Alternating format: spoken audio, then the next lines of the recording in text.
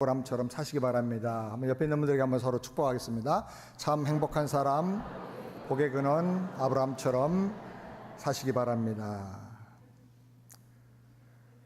한 소년이 할아버지와 함께 인생에 대해서 이야기를 나누게 되었습니다. 이야기를 한참 하다가 할아버지는 돌 하나를 갖다가 아이에게 주면서 이 돌을 가지고 시장에 가서 사람들에게 보여주다가 이 돌을 사겠다는 사람이 나타나면 아무 말도 하지 말고 그냥 손가락 2개를 이렇게 보여줘라. 아이가 가지고 나가니까 한 여자가 그 돌에 관심을 가졌습니다.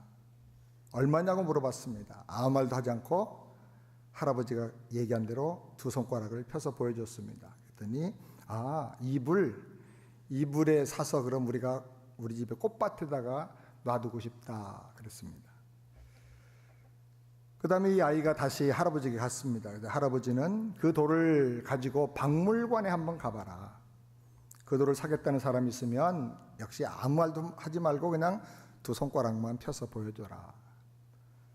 박물관에 갔더니 한 남자가 그 돌을 사고 싶다고 말합니다. 얼마냐고. 그래서 손가락 2개를 보여주니까 200불.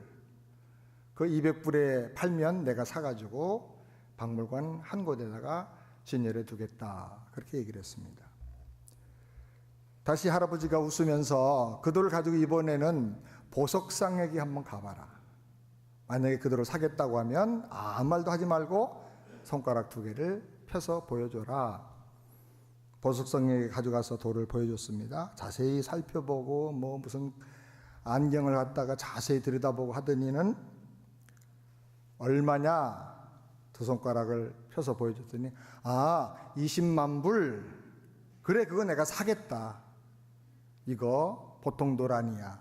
참 좋은 다이아몬드 원석이야. 그렇게 말하더랍니다. 그 얘기를 소년이 할아버지에게 말하니까 할아버지가 말합니다. 인생이라고 하는 것은 내가 어디서 태어났고 네가 무엇을 많이 배우고 네가 무엇을 많이 갖고 거기서 결정되는 게 아니고 네가 누구를 만나느냐에서 결정되는 거야.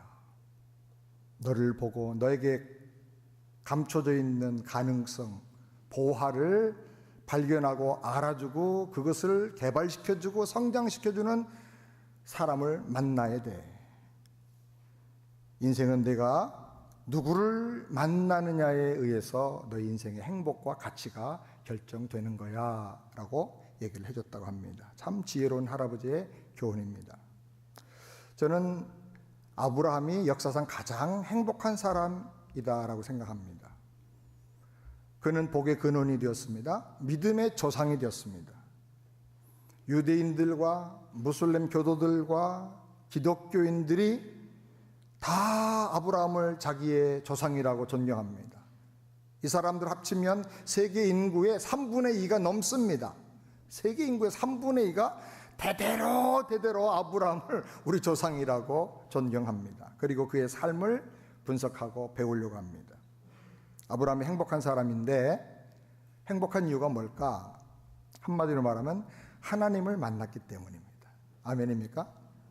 하나님을 만났기 때문에 하나님이 그 안에 엄청난 가치와 보화와 행복과 축복과 능력을 발견하게 하시고 채워주시고 그를 높이 들어 쓰신 줄을 믿습니다.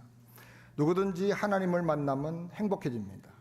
여러분, 하나님을 만나시기를 주의 이름으로 축원합니다. 아브라함이 하나님을 만나서 어떻게 참 행복한 사람이 됐는가? 첫 번째로 새 신분을 가졌기 때문입니다. 4절 말씀 다 같이 함께 읽겠습니다. 여호와의 말씀이 그에게 임하여 가라사대 그 사람은 너의 후사가 아니라 내 몸에서 날 자가 내 후사가 되리라. 아브라함은 하나님의 생명력이 단절된 사람의 상징입니다. 그래서 아이가 없었어요. 근데 하나님께서 이제 앞으로 내 몸에서 아들이 태어날 것이다, 후사가 태어날 것이다 라고 말씀하셨습니다. 무슨 말이냐면 단절되었던 하나님의 생명이 너에게 들어가게 되고 너를 통해서 그것이 확장이 되게 된다. 하나님의 생명과 이제 연결되는 복을 네가 받게 되었다, 그 말입니다. 뿐만 아닙니다. 창세기 17장 5절 다 같이 함께 읽겠습니다. 이제후로는 내 이름을 아브람이라 하지 아니하고 아브라함이라 하리니 이는 내가 너를 여러 민족의 아버지가 되게 함이니라. 이제는 이름까지 바꿔주셨어요. 전의 이름은 아브람입니다. 그 뜻이 무슨 뜻이냐? 아브란 말은 아버지란 뜻이에요. 아버지. 람은 높다는 뜻이에요. 그러니까 높은 아버지, 그런 뜻이에요. 마치 사울처럼 자기를 높이려고 생각했던 그런 사람이죠. 근데 그 이름을 하나님께서 아브라함이라고 바꿔주셨어요. 아브는 아버지고 라함은 무리들, 백성들, 그런 뜻이에요. 무슨 뜻입니까? 아브라함은 앞으로 많은 무리, 많은 백성의 아버지, 조상이 된다, 그런 뜻입니다. 이제는 생명이 연결되어서 생육하게 되고 번성하게 되고 많은 무리, 큰 민족으로 온 땅에 충만해지게 된다, 그 말이죠. 이름이 바꿔진다는 것은 성경적으로는 신분이 달라진다, 또 사람이 새로운 존재로 바꿔진다, 그런 의미가 있습니다. 하나님은 아브라함에게 이제 내가 신분이 달라지고 너의 삶의 능력과 내용도 달라져서 너는 이제 하나님의 생명을 가지고 생육하고 번성하고 땅에 충만한 그런 놀라운 복의 근원이 될 것이다 라고 그 이름을 바꾸어 주신 것입니다. 그런데 아브람만 이런 복을 받는 게 아니고 우리도 믿음으로 이와 동일한 복을 받는다고 성경은 말씀하고 있습니다. 우리가 이 복을 받을 수 있도록 예수님께서 이 축복의 통로를 활짝 열어 주셨습니다. 예수님이 나 대신에 이 축복의 통로를 단절하고 막았던 모든 저주를 다 해결해 주셨습니다. 믿으시기 바랍니다. 갈라디아서 3장 13절에 보니까 예수께서 우리를 위해서 저주를 받은 바 되사 율법의 저주에서 우리를 속량하셨다고 말씀하셨습니다. 사람은 누구나 다 죄 가운데서 태어납니다. 만약에 예수를 믿지 않고 산다고 하면 그 사람은 죄 중에서 평생을 살다가 죄 중에 죽고 죄 때문에 멸망당하고 심판당할 것입니다. 그것이 사람의 운명입니다. 그런데 웬 은혜인지, 웬 하나님의 사랑인지 예수님께서 오셔서 죄와 가난과 질병과 저주와 사망 권세를 다 대신 담당하시고 십자가에서 죽으심으로 말미암아 우리에게 구원의 문을 열어주시고 하나님의 축복의 문을 우리에게 활짝 열어주신 것을 믿으시기 바랍니다. 이제 누구든지 이 복음을 깨닫고 예수를 믿기만 하면 그 하나님의 은혜가 우리에게 임하는 것입니다. 하나님의 그 축복을 이제 받아 누리는 인생을 살 수가 있게 되는 것입니다. 예수님만 믿으면 우리를 끝없이 괴롭히던 모든 고통과 저주와 우리를 절망으로 몰고 가는 과거의 모든 실패에서부터 모든 좌절에서부터 우리를 노연하게 해 주시는 것입니다. 사랑하는 여러분, 우리가 느끼든 느끼지 않든 간에 누구든지 예수를 믿으면 하나님의 자녀로 그 신분이 바꿔지는 것을 믿으시기 바랍니다. 죄의 노예에서 하나님의 자녀로 바꿔지게 되고 마귀의 종에서 천국의 주인으로 그 신분이 바꿔지는 것입니다. 제가 태어났을 때 저는 몰랐어요. 젖만 먹었어요. 그런데 우리 아버지가 가서 호적에다가 제 이름을 다 올려놨어요. 송, 창, 극, 예, 장남, 송, 상, 철. 제가 그거 본 적 없고 가서 확인한 적 없어요. 확인은 나중에 큰 다음에 학교 갈 때, 뭐 취직할 때 그 주민등록 등본, 호적 등본을 띄면서 안 거죠. 내가 하나님의 자녀로 등록되고 사망에서 생명으로 옮겨지는 것은 내가 경험 하지 못하는 일일 수가 있어요. 그러나 확실하게 성경 말씀을 근거해서, 변하지 않는 진리 말씀을 근거해서 우리가 확실하게 확인할 수 있는 것은, 예수를 영접할 때, 하나님이 구원의 복음을 듣고 예수님을 나의 구주로 믿을 때 사망에서 생명으로 옮겼다는 것입니다. 아멘. 영생을 하나님이 우리에게 주신다는 것입니다. 하나님은 먼저 아브라함에게 이 복을 주시려고 먼저 너의 친척 아비집을 떠나라 그랬어요. 떠나라. 구원이라고 하는 것은 옛날의 죄의 자리에서 떠나는 거예요. 떠나야 구원이 이루어지는 거예요.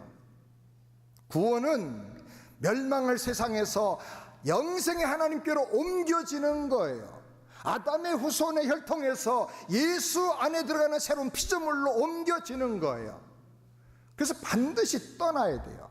떠나는 게 뭡니까? 회개하는 거예요. 내가 죄인인 것을 깨닫고 인정하고 죄를 슬퍼하고 자복하고 돌이켜서 하나님께로 가는 거예요. 하나님 없이 살던 인생이 이제 하나님 중심의 인생으로 방향을 바꾸는 거예요. 아브라함이 갈대아 우르 자기 친척 아비집 본토를 떠났습니다. 갈대아 우르라는 말은 그 뜻이 공교롭게도 약탈자들의 동네다 그런 뜻이에요. 약탈하고 전쟁을 해서 승리한 사람들만 사는 그런 동네, 약육강식이 아주 그냥 상식처럼 일어나는 그런 동네예요. 예수님 말씀하기를 도적이 오는 것은 도적질하고 죽이고 멸망시키라는 것밖에 없다. 이 세상은 어떻게 보면 영적인 도적, 강도, 악한 마귀가 많은 사람들의 생명을 약탈하고 늑탈하는 그런 세상입니다. 주님은 그런 죄악 세상, 마귀의 멸망케 하는 역사가 활발하게 일어나는 이 세상에서 떠나야 된다고 말씀했습니다. 사랑하는 여러분, 예수 잘 믿기 원하시면, 정말 변화되고 하나님의 사람 되기 원하시면 회개하고 떠나시기를 주의 이름으로 축원합니다. 도박에 빠진 사람은 도박장에 있으면 절대로 도박을 끊을 수가 없어요. 도박장을 떠나야 되는 것입니다. 마약에 중독된 사람이 있다고 하면 마약하는 친구들과 계속 만나서는 안 돼요. 그러면 마약을 끊을 수가 없어요. 과감하게 그런 친구들과 떠나야 되는 것입니다. 과감하게 옛 생활을 정리하고 죄악을 끊어버리고 정리하고 떠나려고 할 때 하나님이 도와주시고 하나님이 은혜를 주시고 하나님이 우리를 거룩하게 하시는 것을 믿으시기 바랍니다. 인천에 중부경찰서가 있는데 한 노숙자가 찾아오더니 가방을 잃어버렸는데 이걸 좀 찾아달라는 겁니다. 이 가방은 너무너무 중요한 게 다 들어있다는 것입니다. 경찰이 나서서 수소문을 해가지고 가방을 찾았습니다. 그래서 그 사람 앞에서 열어보니까 깜짝 놀랍게도 그 가방 안에 5만 원권 묶음으로 돈 뭉치가 1,000만 원이 들어있는 거예요. 그리고 그 옆에 보니까 또 명품 금딱지 시계들이 막 몇 개가 들어있는 거예요. 그리고 또 통장까지 있는 거예요. 노숙자인데 도대체 이상해서 이거 도대체 어디서 난 거예요? 물었습니다. 그러자 사실을 털어놨습니다. 부모님이 물려준 재산이 100억 가까이 되는 수십억인데 그 돈 가지고 사업하다가 사기당하고 사람들에게 돈 뜯기고 속이고 상처받고 그래서 크게 실패를 했다는 겁니다. 그래서 사람은 이제는 다 도둑놈같이 보이고 사람을 믿을 수가 없어서 마음을 열 수가 없어가지고 그래서 노숙자로 나와서 이렇게 마음 편안하게 산다는 것입니다. 아직도 통장에 50억이 있다는 겁니다. 매달 이자만 1,000만 원이 들어온답니다. 부자입니다. 그런데 그 마음이 실패의식, 좌절의식, 상처로 꽉 자리가 잡혀 있고 나니까 그걸 벗어나지를 못하는 거예요. 그 사람은 나는 뭘 해도 실패할 수밖에 없습니다. 사람들은 다 내 돈을 알면 뺏어가려고 도둑질하고 사기칩니다. 이런 강박관념, 고정관념에 사로잡혀가지고 아무것도 하질 않는 거예요. 돈 주고 좋은 호텔에서 잠을 잤더니 마치 감옥에 들어온 것처럼 불안해가지고 잠이 안 오더랍니다. 그래서 가방에다가 중요한 거 다 챙겨가지고 나가서 노숙자들 옆에서 골판지 깔고 신문 덮고 자니까 그렇게 마음이 편안하더랍니다. 부자가 노숙자가 됐습니다. 이유가 뭐냐? 그 마음이 뭔가에 사로잡혀 있기 때문에 그렇습니다. 모든 어둠의 그림자를 떨쳐버리고 예수 안으로 들어가야 됩니다. 절대 믿음으로, 절대 감사로, 절대 긍정의 이런 마음을 가지고 하나님 말씀을 붙잡고 나가야 될 줄을 믿습니다.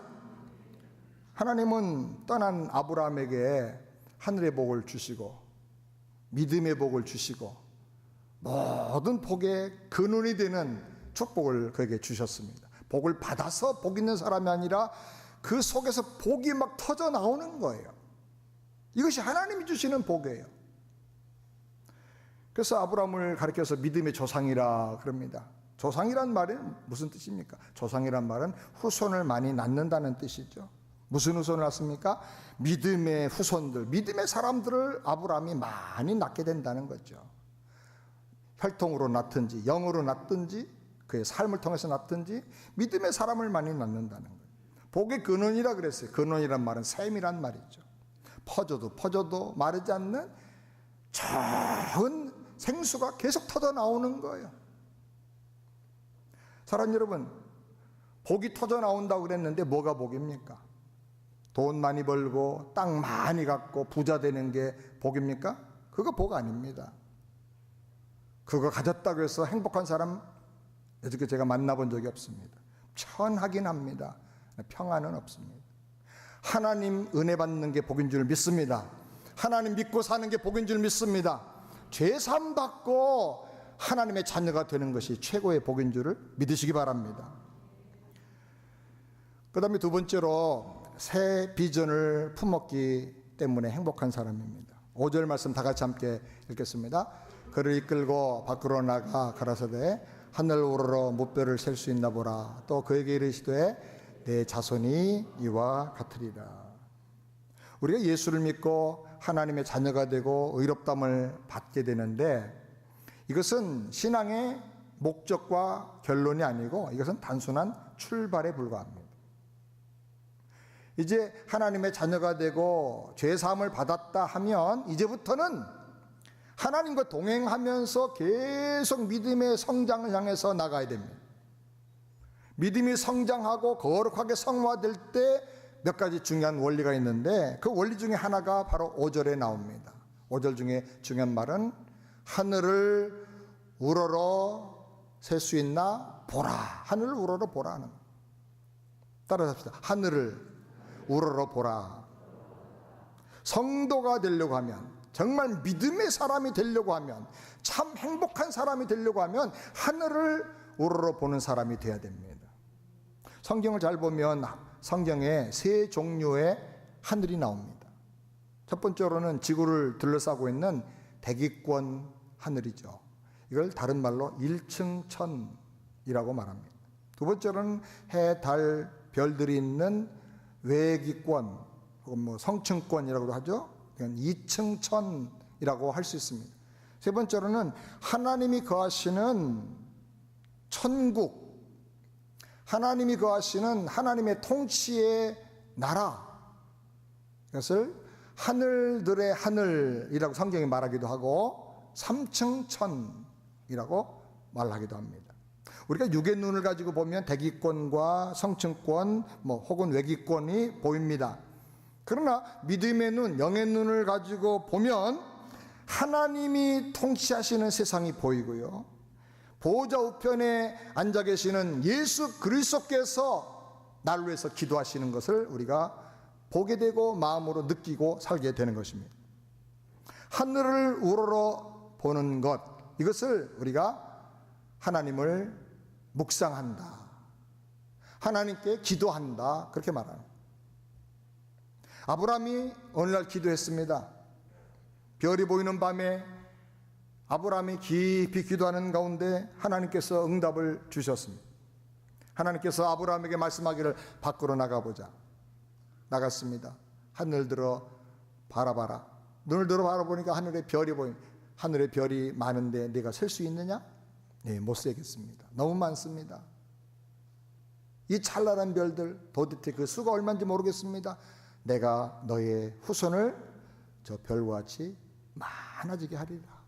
땅의 티끌을 네가 셀 수 있느냐? 못 세겠습니다.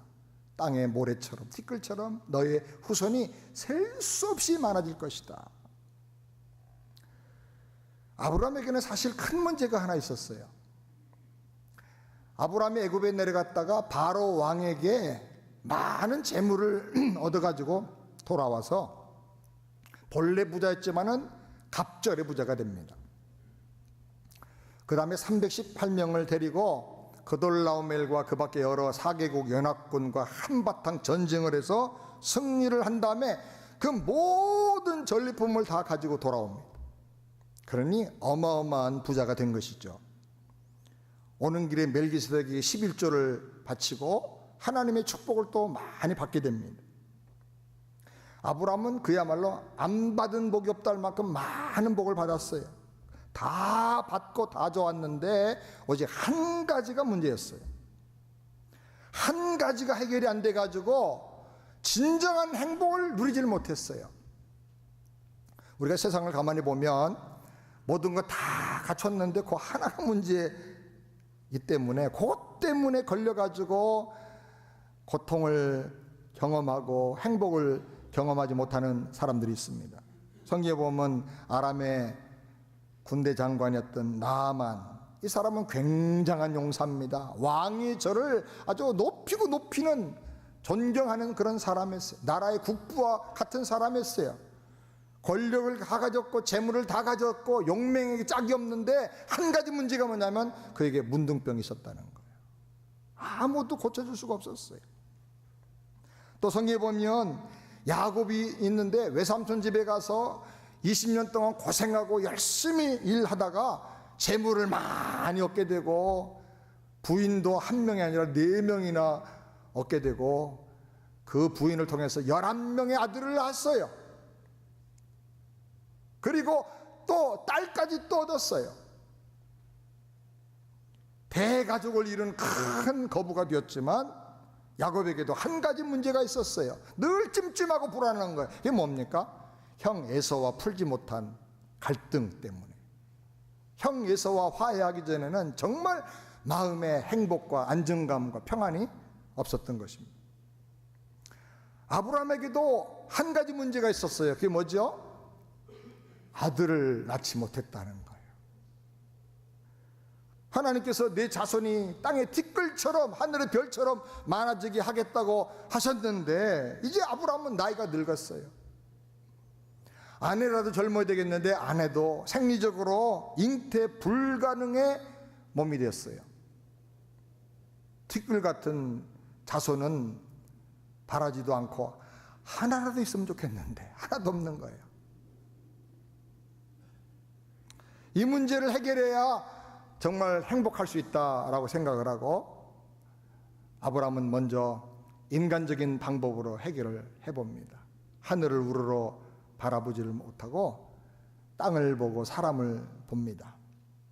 그래서 아내의 말을 듣고 이스마엘을 하갈이라고 하는 여종을 통해서 얻게 됩니다. 하갈이 이스마엘을 낳았습니다. 아들입니다. 그런데 이 아들이 모든 문제를 해결하는 아들이 아니고 오히려 모든 갈등과 문제를 일으키는 화근이 되어버리고 말았어요. 하갈의 아들 이스마엘은 이삭을 괴롭혔을 뿐 아니라 이스마엘의 후손은 대대로 아브라함의 후손들 이스라엘 사람들을 계속 괴롭히고 수천 년 지난 오늘까지도 중동의 갈등은 다 이 갈등에서 시작이 되는 거예요. 왜 이렇게 문제가 생기느냐? 눈을 들어 하늘을 바라보지 못하기 때문에. 사랑하는 여러분, 오직 우리의 도움은 천지를 지으신 여호와 하나님께서만 줄 수 있는 걸 믿으시기 바랍니다. 살면서 이거 꼭 해결해야 될 문제인데, 이거 내 힘으로 안 되는 문제인데, 정말 이거는 꼭 꼭 어떻게든 간에 정리가 돼야 될 문제인데 하는 한 가지 문제가 있습니까? 눈을 들어 하나님을 바라보시길 주의 이름으로 축원합니다. 하나님이 도와주시고 하나님이 해결해 주시고 그 고난과 아픔과 근심거리가 오히려 변하여 축복의 근거가 되는 것을 믿으시기 바랍니다. 그 다음에 세 번째로는 새 공동체가 있기 때문입니다. 창세기 14장 14절부터 우리 함께 다 같이 읽겠습니다. 아브라함이 그 조카의 사로잡혔음을 듣고 집에서 길리고 연습한 자 318인을 거느리고 단까지 쫓아가서 그 가신을 나누어 밤을 타서 그들을 쳐서 파하고 다메섹 좌편 호박까지 쫓아가서 모든 빼앗겼던 재물과 자기 조카 롯과 그 재물과 또 부녀와 인민을 다 찾아왔더라. 아멘. 하나님께서 아브라함과 함께 하시고 아브라함을 축복해 주시는 것이 눈에 보이니까 사람들이 모여들기 시작했어요. 향기나고 꿀냄새가 나면 사방에서 벌들이 그곳으로 모여드는 것과 똑같이 하나님이 함께 하시는 증거가 나타나기 시작하면 사람들이 그 사람에게로 그 비즈니스로 그 기업으로 자꾸 이렇게 모여들어요. 그 사람 중심으로 모여드는 거예요. 여러분이 목동이 되셔서 목장을 해도 하나님이 함께 하시는 증거가 나타나고 은혜가 있으면 자꾸 사람들이 더 늘어납니다. 자꾸 모여듭니다. 근데 이상하게 그게 안 되면요, 이상합니다. 무슨 일인지 다 이해가 되지만 사람들이 다 떠나가기 시작합니다. 하나님이 나와 함께 하시는가, 하나님이 나와 함께 하시는 그 은혜의 향기가 있는가를 잘 돌아볼 필요가 있습니다. 이들이 와가지고 다윗의 아브라함의 집에 목동이 되어서 일합니다. 또 어떤 사람은 집안의 여러 가지 일들을 나누어서 맡아서 일을 합니다. 그러다가 문제가 생기면 다 무기를 들고 군사가 되어가지고 전쟁을 하는데 아주 백전백승의 용사들이 되는 것입니다. 여기 성경에 318명에 대해서 설명하기를 집에서 길리고 연습한 자들이라 그랬어요. 다 데려다가 양육해서 잘 튼튼하게 길러주고, 여기 길렀단 말은 양육했다는 말이죠. 건강하게 성장하도록 도와주고 연습했다 그랬어요. 연습이라는 말은 단순 반복 지속 계속 해가지고 훈련시켜가지고 아주 능력을 갖추게 만들었다 그 말이죠. 왜 아브라함이 집에서 이런 일을 했습니까? 그 이유는 하나입니다. 하나님께서 너로 말미암아 큰 민족을 이루게 하리라. 큰 나라를 아브라함을 통해서 세우겠다고 하시니 아브라함이 그 약속을 믿고 그 비전을 가지고 그것을 준비할 수 있는 사람들을 키워내고 훈련한 것입니다. 저는 주님의 교회도 반드시 양육과 훈련이 있어야 된다. 왜? 모든 족속을 가서 제자 삼아야 되기 때문에, 땅끝까지로 증인이 되어야 되기 때문에 제자 훈련 안 하고 양육 안 하는 교회는 그 죄 짓는 거예요. 하나님의 비전을 안 믿는 거예요. 근데 성도들도 어떻게든 간에 양육을 받아서 믿음이 튼튼하게 세워지고 훈련을 받아서 다른 사람을 도와줄 수 있는 사람, 말씀으로 사역할 수 있는 사람이 돼야 하는 것입니다. 13주 동안 그림 1:1 양육자 훈련을 지금 많이 하고 있는데 5기까지 했는데, 훈련받은 분들이 보면 나가서 복음을 전하는데 막 사람들이 울어요. 전도하는데 막 사람들이 울면서 변화가 되는 거예요. 한 20번 할 때까지는 내가 익숙해지는 시간이 걸려요. 한 20번 넘어가고 30번 되고 그러면 막 사람들이 울음이, 눈물이 터져요. 전도하는데 막 울어요. 이건 진짜 굉장한 거예요. 부흥사나 뭐 능력의 종이나 그런 일이 일어날 줄 알았어요. 보통 목회하는 분들도 그렇게 전도하는데 우는 사람 평생에 몇 명 못 봅니다. 근데 막 성도들이 하는데 우는 거예요. 계속 우는 거예요. 변화되는 거예요. 사람들이 계속 터져 나오는 거예요. 그 다음에는 기도하면 막 역사가 일어나는 거예요. 이 훈련이 중요한 거예요. 훈련받아서 성령의 도구로 쓰여지면 성령께서 그때 복음 전할 때 막 함께 역사하시고 기름을 부어 주시기 때문에 이렇게 되는 것입니다. 이 318명이 훈련을 받고 나가서 롯이 사로잡혔기 때문에 가서 싸웠는데 그냥 단숨에 격파를 해버리고 4개국 연합군을 다 무찌르고 승리하고 돌아온 거예요. 여기 그돌라오멜은 거기 나오는 인물들이 하무라비 법전, 혹시 옛날에 역사 공부한 분들 아시겠죠? 하무라비 법전, 세상의 법전 중에 최고 오래된 법전, 비석으로 남아있는 그 하무라비 법전인데, 그 하무라비 법전의 주인공이 바로 성경에 나오는 인물이 아니겠는가, 성서 고고학자는 그렇게 말해요. 그렇다면 굉장한 문화와 문명이 꼽히고 굉장히 강력한 그런 나라인데 그 4개국 연합군을 단숨에 쳐부수는 거예요. 그들은 아브라함의 지시에 따라서 사로잡혀간 롯을 구하기 위해서 서로 돕고 서로 연합해서 서로 세워주고 지켜주면서 아주 강력한 공동체가 된 것입니다. 여러분, 오늘 우리가 사는 이 세상에도 이런 강력한 공동체가 필요한 것입니다. 넘어진 사람 일으켜주고 쓰러진 사람을 세워주고 아파서 신음하는 사람을 치유해주는 그런 공동체가 너무너무 필요한 거예요. 친구가 보내준 영상 보다가 너무 감동을 받아 여러분에게 잠깐 보여드립니다. 무당벌레 영상인데요, 한번 틀어주시기 바랍니다.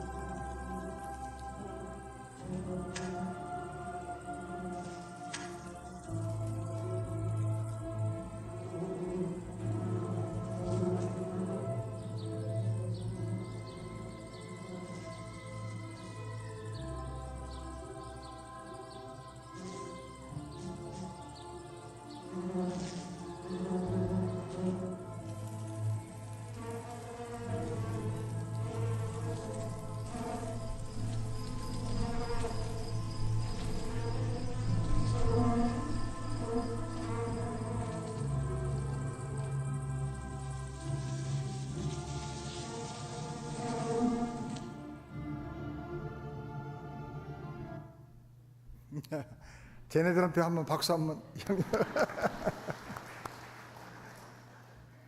참 감동이 됐어요. 야, 참 누가 아이든지 참 기가 막히다. 혼자서는 안 되는 거죠. 공동체가 중요한 거예요. 오늘날 전 세상의 경제적인 핵심 상권을 붙잡고 있는 것은 유대인들입니다. 미국에도 여러 인종들이 와서 살고 있지만 핵심적으로 경제에 아주 실권을 잡고 있는 사람들은 유대인들입니다. 정말 놀라운 백성입니다. 서울시 인구밖에 안 되는 그런 인구인데 세계를 이렇게 정치적으로, 경제적으로, 문화적으로 쥐고 흔들고 있는 것입니다. 유대인들은 장사를 해도요, 절대로 자기네끼리 경쟁해가지고 물건값을 깎고 내리는 일은 하지 않는답니다. 그건 우리 주특기죠. 한국 사람들 주특기죠. 그리고 다른 인종이 조금 더 싸게 팔아도 절대로 거기가 사는 법이 없고 유대인의 가게까지 찾아가서 꼭 자기네 백성들 것만 팔아준다고 합니다. 1,000만 명의 이스라엘 백성들과 2억이 넘는 아랍인들과 얼마 전에 전쟁을 했죠. 전쟁이 일어나니까 미국에 살던 유대인들이요, 직장 다 그만두고 휴가 내가지고 전쟁에 참여하겠다고 다 미국으로 갔어, 젊은 애들이. 그런데 아랍인들은 집을 다 비우고 도망갔어요. 가서 숨어가지고 전화도 안 받는 거예요. 오라고 할까봐. 아브라함 한 사람에게서 이런 놀라운 민족이 태어났어요. 저는 우리가 세안교회에서 이런 공동체를 경험할 수 있어야 되겠다라고 생각합니다. 넘어지면 일으켜주는 사람들이 있는 공동체. 저 무당벌레처럼 혼자 안 되면 같이 와서 세워주는 그런 공동체. 추락했으면 날아 올라갈 수 있도록 치유해주고 격려해주는 그런 공동체, 그런 공동체가 되기를 주의 이름으로 축원합니다. 교회 생활하면서 조금 내가 약간 힘들어도요, 다른 사람을 어떻게든 세워줘야 돼요. 교회에서는 상처 주면 안 되는 거예요. 제가 우리 단기 선교팀과 함께 선교에 가보면 참 너무나 감동을 받습니다. 우리 성도님들과 장로님들, 또 청년들, 유스그룹 학생들이요, 리더를 세우는데 보통 장로님이 같이 가면 장로님 리더 안 하고 젊은 청년이나 젊은 집사님이 리더를 하게 합니다. 그런데 교역자도 장로님도 절대로 순종하는 거예요. 철저하게. 선교 끝난 다음에 밤 1시, 어떤 때 12시 넘도록 서로 나누면서 기도하는데요, 꾸벅꾸벅 졸면서도 그 리더의 말에 다 따라서 그 은혜 자리를 안 떠나는 거예요. 얼마나 단합을 잘하고 얼마나 미션을 협력해서 잘하는지요. 제가 두고두고 감동을 받아요. 참 우리 교회 좋은 교회다. 앞으로 이 청년들, 우리 이 성도들, 젊은 하나님 백성들 속에서 앞으로 세계적인 리더들이 나오겠다. 복음 전도자가 나올 것이다. 이런 정신으로 위대한 역사가 한번 일어날 것이다. 저는 그렇게 확실히 믿습니다. 그래서 제가 오래 살려고 요새 운동 열심히 합니다. 이 젊은이들이 그렇게 되는 걸 한번 보고 주님 앞에 가야지요. 우리 세안교회가 서로 지켜주고 세워주는 지상에서 찾아보기 힘든 좋은 교회 공동체가 되기를 주님의 이름으로 축원합니다. 그 다음에 마지막 네 번째로 새 능력을 받았기 때문입니다. 1절 말씀 다 같이 함께 읽겠습니다. 이후에 여호와의 말씀이 이상 중에 아브라함에게 임하여 가라사대, 아브라함아 두려워 말라. 나는 너의 방패요 너의 지극히 큰 상급이니라. 하나님이 직접 아브라함의 방패가 되어서 지켜주겠다 그랬어요. 내가 너의 상급이 되어서 너 인생이 당당하고 자랑거리 있는 행복한 인생이 되게 해주겠다 말씀하신 거예요. 이때 아브라함은 조카 롯을 318명과 함께 데리고 와서 일전을 치르고 구해가지고 돌아온 바로 그때입니다. 기습작전으로 승리하기는 했지만, 롯은 구해가지고 오긴 했지만, 그돌라오멜은 그리고 하무라비는 그 당시 근동지방의 모든 패권을 다 잡고 나라들을 통합해서 제국을 세우는 아주 강력한 왕이었어요. 그래서 싸움을 끝냈지만 일단은 그 다음에 더 불안한 거예요. 언제 기습해서 반격해 오지 않을까. 불안하고 두려워할 때 하나님께서 말씀하신 거예요. 아브라함아 두려워하지 말아라. 두려워하지 마라. 하나님 말씀하셨어요. 사실 우리 중에 두려움과 염려 없이 걱정하면서 밤을 지새워 본 경험 없이 세상을 사는 사람은 아마 하나도 없을 것입니다. 만약에 걱정, 두려움 한 번도 경험하지 않고 살아본 사람이라면 아무 생각 없이 그냥 멍 때리고 사는 사람이든지, 아니면 철없는 어린애든지, 아니면 곧 병원에, 정신병원에 들어가려고 입원 수속 밟고 있는 사람이든지 그럴 거예요. 이 아브라함에게 갑자기 막 두려움이 막 몰려온 거예요. 잠이 안 오고 막 몸이 떨리는 그런 두려움이죠. 그때 하나님께서 아브라함을 능력의 말씀으로 붙잡아 주셨어요. 여러분, 하나님의 능력은 말씀인 것을 믿으시기 바랍니다. 말씀이 능력이에요. 말씀 하나 탁 잡으면 이거는 천하를 이길 수 있는 능력이 나오는 거예요. 하나님께서 주신 그 능력의 말씀은 오늘 보니까 세 가지입니다. 첫 번째는 두려워 말라. 두려워 말라. 성경에 두려워 말라는 말이 365번 나온다고 합니다. 한 번만 하나님 말씀해도 우린 담대해질 수 있는데, 하나 우리 연약함을 아시고 매일 넘어지는 우리 약함을 아시고 365번 두려워하지 말라 말씀을 하셨어요. 하나님이 아브라함의 이름을 부르면서 아브라함아 아브라함아 두려워하지 말라. 내가 너의 방패가 될 것이다. 이렇게 말씀하셨어요. 오늘 예배드린 중에, 말씀 듣는 중에 여러분도 하나님 여러분의 이름을 개인적으로 부르시는 그런 영적인 체험을 하기를 바랍니다. 내 사랑하는 아들아, 내 사랑하는 딸아, 너 두려워하지 마라. 내가 너와 함께하고 너를 지켜줄 거야. 내가 너의 방패가 될 거야. 그런 음성을 듣기를 주의 이름으로 축원합니다. 주님은 모든 일을 해결하기 전에 먼저 우리 마음속에 있는 두려움을 제거하라고 말씀하세요. 두려워하고 염려하면 믿음의 능력이 나타나질 않아요. 현대인들은 두려움이 너무 많아요. 병들어 죽을까 두려워하고, 실패할까 두려워하고, 사고당할까 두려워하고, 나쁜 일이 생길까 두려워합니다. 요즘은 암이 너무 유행해가지고 옛날에 독감 수준으로 암이 유행해요. 웬만큼 아프다 그러면 다 암이야. 그 암 걸릴까봐 두려워합니다. 두려워하지 말라는 하나님 말씀 들으시고 두려움을 떨쳐버리고 능력으로 일어서기를 바랍니다.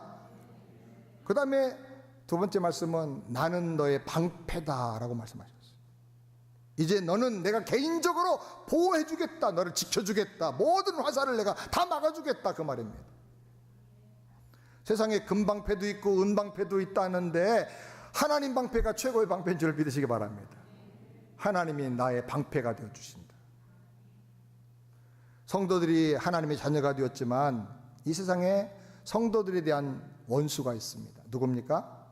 보이지 않는 악한 원수 마귀입니다. 그리고 그 마귀를 추종하는 졸개들, 악령과 귀신들이 있습니다. 악령과 귀신에게 영향받고 사는 또 악한 사람들도 있을 수가 있습니다. 그래서 성도는 늘 이 땅에서 영적인 전쟁도 할 줄 알아야 됩니다. 영적인 전쟁을 하는데 우리가 확신을 가져야 될 것은 하나님께로 난 자는 세상을 반드시 이긴다는 사실입니다. 아멘. 왜? 예수가 하나님의 아들이신 걸 믿는 믿음을 가졌기 때문이고, 또 하나는 여호와께서 우리를 지켜주시는 방패가 되어 주시기 때문입니다. 내가 너를 방패로 안위하고 보호해 주겠다, 하나님 말씀하셨습니다. 염려하지 마시길 바랍니다. 그리고 마지막으로 세 번째로 나는 너의 지극히 큰 상급이라 하셨어요. 하나님이 우리의 상입니다. 예수 믿고 받는 무슨 돈, 사업 잘 되는 거, 승진하는 거, 그게 상이 아니고 그건 그냥 봉다리, 상을 담는 봉다리입니다. 진짜 상은 뭐예요? 여호와 하나님인 줄을 믿으시기 바랍니다. 우리 가정생활할 때도 남편과 아내가 서로에게 상처럼 행복을 주고 기쁨을 줘야 돼요. 당신은 하나님 나한테 준 최고의 상급이야. 자식도 하나님 주신 상급이야. 공부 잘해서가 아니고 자식 그 자체가 상급이에요. 남편이 돈 잘 벌어줄 때 좋아하고 돈 못 벌고 은퇴하면 또 이사 갈 때 놓고 가고 그거 아니에요. 서로가 유익만 생각하면서 좋아한다고 하면 그게 무슨 좋은 관계라고 할 수 있겠습니까? 자녀도 부모도 마찬가지입니다. 부모가 주는 혜택이 많아야 아이가 부모를 공경한다고 그러면 그는 아주 망할 놈이죠. 자녀가 주는 용돈 때문에 아이를 이뻐한다고 그러면 그거는 망령된 부모죠. 어떻든 간에 나는 너로 인하여 기뻐한다. 나는 당신이 행복이다. 그게 건강한 가정 되는 비결이에요. 신앙생활도 마찬가지예요. 여호와 하나님이 나에게 기쁨이고 상급이고 행복인 줄을 믿으시기 바랍니다. 저는 예배 드릴 때마다 많은 분들은 이번 예배에서 은혜 받게 해주세요, 뭐 능력 받게 해주세요, 기도 응답되게 해주세요, 병 낫게 해주세요, 그렇게 기도를 한다는데 저는 예배 때 제일 많이 하는 기도가 하나님은 저의 기쁨입니다. 하나님은 저의 사랑입니다. 저는 하나님 없으면 안고 없는 찐빵입니다. 제가 그런 말을 하나님께 자주 해요. 하나님 너무나 익숙하셔가 잘 들으셔. 하나님 없으면 저는요 잉크 없는 볼펜입니다. 저는 하나님 없으면 오아시스 없는 사막과 같습니다. 하나님 없으면 저는 죽습니다. 하나님이 좋습니다. 하나님 높임을 받으시고 하나님이 저의 기쁨이 되어주세요. 그게 저는 예배라고 생각해요. 그 기도만 해도 다 문제가 해결되는 것 같고요. 그 기도만 하면, 그 사랑 속에 들어가기만 하면 문제가 안 보여요. 없어져 버려요. 하나님이 주신 어떤 복보다 하나님 자신이 저와 여러분에게 최고의 상급이 되기를 주님의 이름으로 축원합니다. 찬송가 492장에도 보니까 나의 영원하신 기업 생명보다 귀하다. 생명보다 더 귀한 그 기업이 뭡니까? 하나님 주신 어떤 비즈니스입니까? 잘 되는 어떤 자녀들입니까? 아닙니다.